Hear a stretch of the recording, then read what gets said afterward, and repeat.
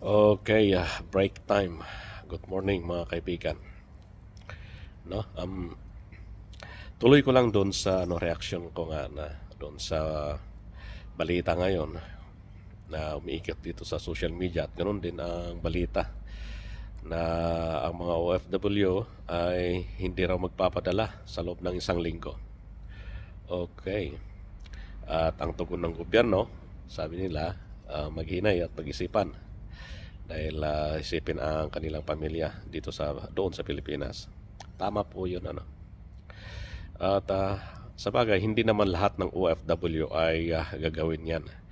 Kasi hindi man lahat ng mga OFW ay sumusuporta rin sa kabilang kampo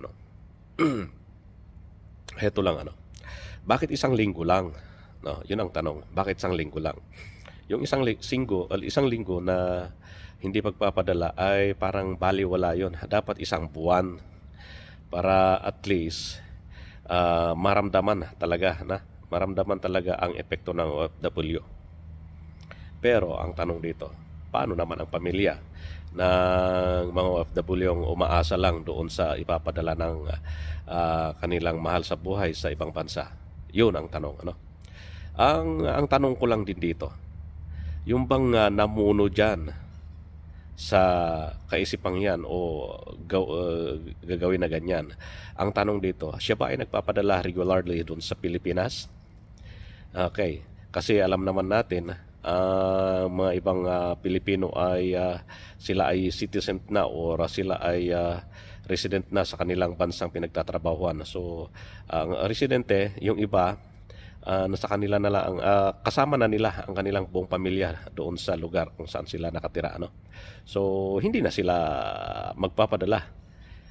Kaya minsan, yung mga OFW na iba dyan, kagaya ko, kasi OFW din naman ako, pag-isipan po natin, huwag tayo masyadong nai-involve sa politika kasi politika lang yan.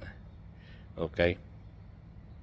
At minsan, ang mga politiko, hindi lang minsan, karamihan yan, ang politiko, ginagamit ang mga tao para sa kanilang sariling kapakanan. Yun lang So, isipin natin ang ating gagawin bago natin isipin natin ang isang bagay bago natin gagawin.